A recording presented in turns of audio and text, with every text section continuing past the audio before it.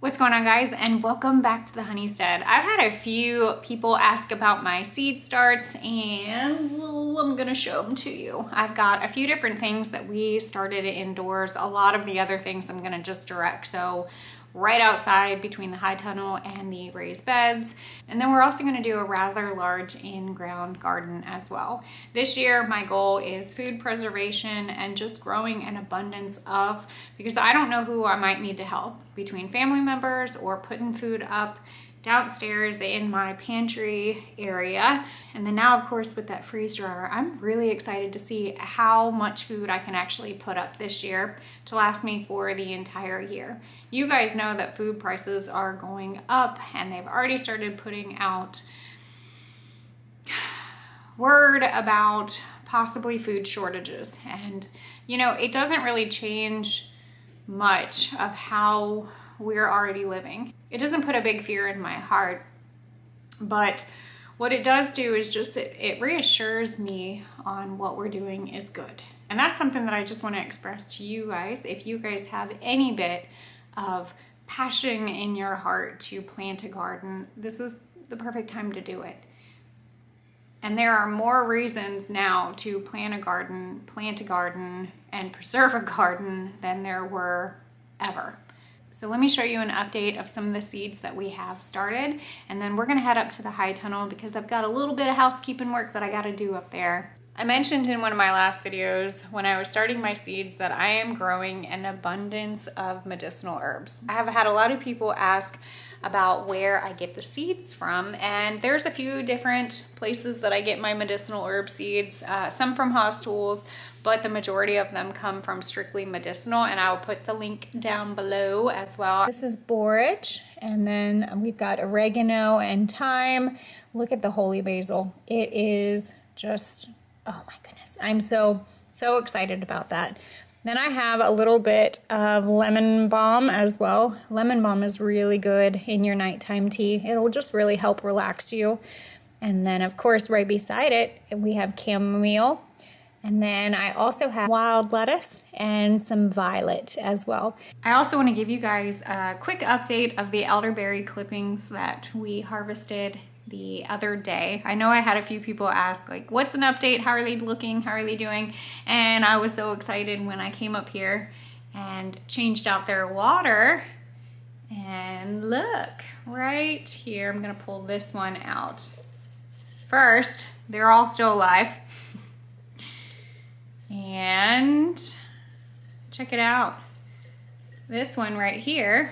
Do you remember how I mentioned that if you look at the little knobs, see those little raised knobs on the elderberry clippings? That's where the root system will come out. So check it out.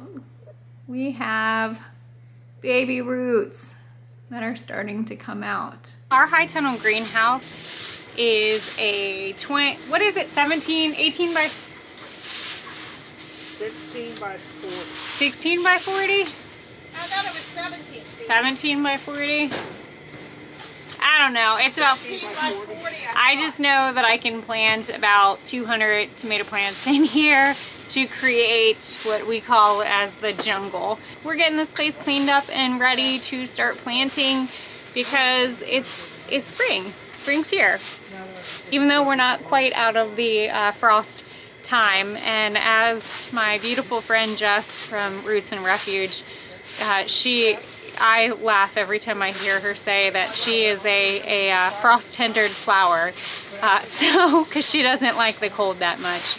But it makes me laugh every time I think about planting when it's a little chilly out. So it's a little dusty in here though, but we're working at it. We're getting there.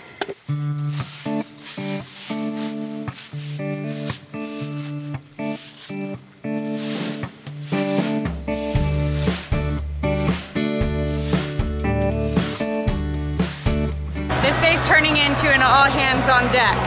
So my dad is making sure that the high tunnel is nice and secured. My mom is inside the greenhouse sweeping it up. And then my husband just came out with the tractor. And we're gonna go ahead and get the garden plot tilled.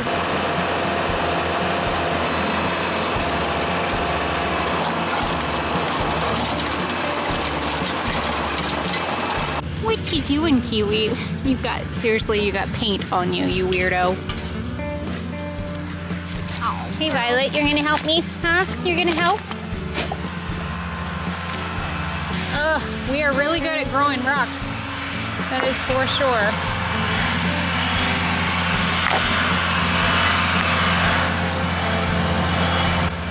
One right here.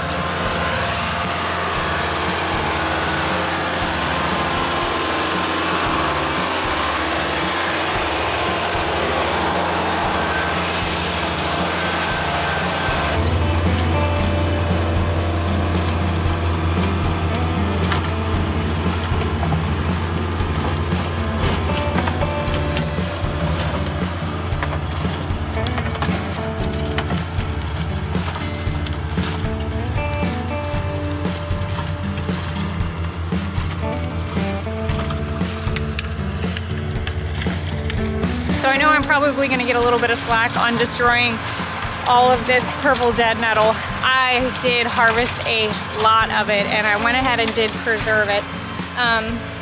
But it's all about timing sometimes, and sometimes you have to do what you have to do. And right now, we're doing this.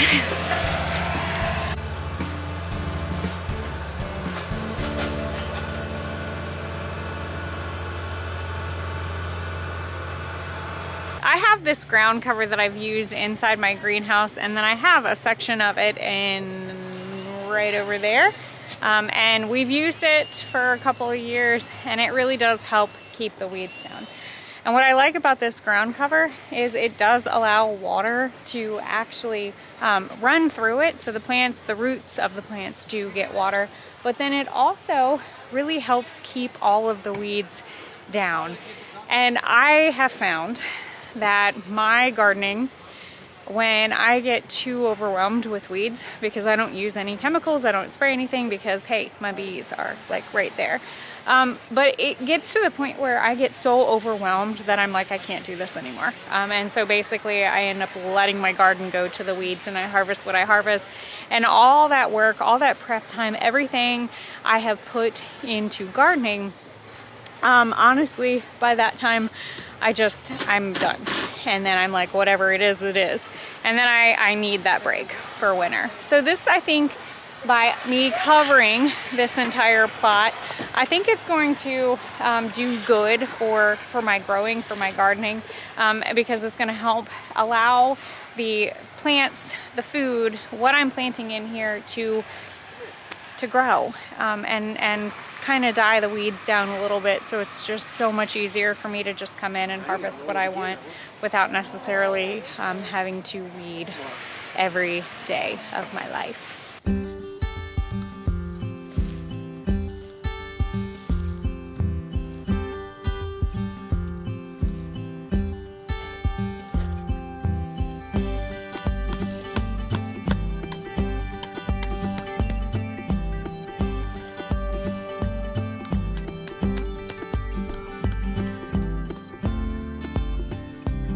I was gonna leave this backside open, but I kind of changed my mind because this is where I normally plant my potatoes. But if I put my potatoes here, I'm gonna need to till, and I don't want to run over all of this. So the potatoes are gonna go in a different plot, and we're gonna I'm just gonna cover the whole thing and see if it works.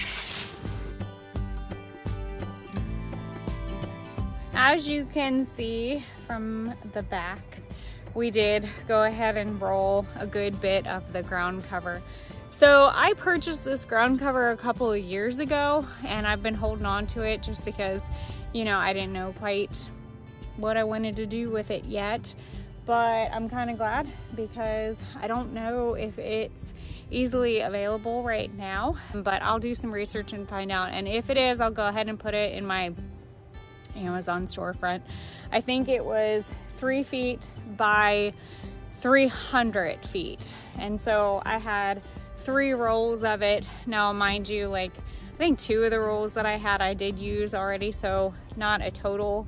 I'll do the math and kind of find out and get an idea of like roughly how much it took, and then possibly estimate like what this space is going to, how much square foot I have. My experience with the ground cover so far has been pretty good. At first was really concerned about possibly drying out underneath, drying out the ground, or possibly cooking my plants. But overall, it did leave the ground actually fairly cool, and my plants were able to get a lot of water without my plants actually competing with the weeds, which is one of the issues that I have had. So we did it. Why not? But my kids both came up and helped me do this. It might not look the prettiest, but we're not about looking pretty at this point. It's about growing food. So I'll keep you guys posted. And here in the next probably a couple of weeks or so, I'm gonna start burning holes in it and getting a layout and trying to map out exactly where and what I'm planting.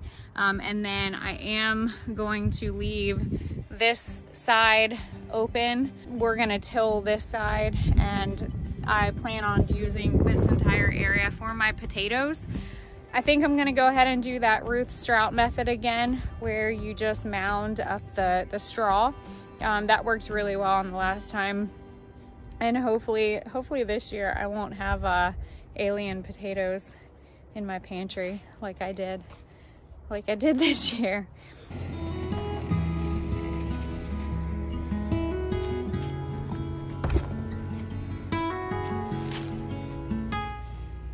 So we are all cleaned out and ready to start planting.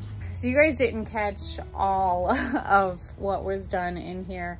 My mom did a heck of a job cleaning this entire high tunnel out, and then my dad worked on just making sure. We had a few big windstorms, so there were a couple of areas that I wanted to make sure were nice and secure. So he took care of that, and then my husband with the tiller, and then my kids basically all hands on deck.